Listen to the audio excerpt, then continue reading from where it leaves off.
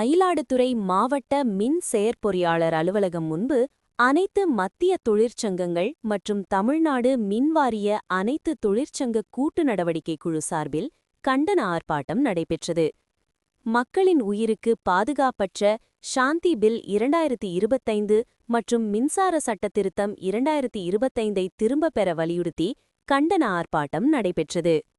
மத்திய அரசு இந்திய மாற்றத்திற்கான அணு ஆற்றலின் நிலைத்த பயன்பாடு மற்றும் முன்னேற்றம் sustainable harnessing and advancement of nuclear and transforming India Shanti 2025 என்ற அணு மசோதாவை நிகழாண்டு மக்களவையில் தாக்கல் செய்துள்ளது.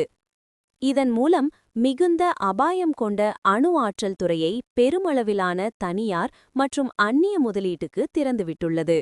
இதனை கண்டித்தும் மின்சார திருத்த மசோதா 2025ஐ திரும்பப் பெற வலியுறுத்தியும் நடைபெற்ற ஆர்ப்பாட்டத்தில் தொழிலாளர் முன்னேற்ற சங்கம் CITU, AITUC, AICCTU, INTUC மற்றும் தமிழ்நாடு மின்வாரிய அனைத்து தொழிற்சங்க கூட்டு நடவடிக்கை குழு நிர்வாகிகள் கலந்து கொண்டனர்.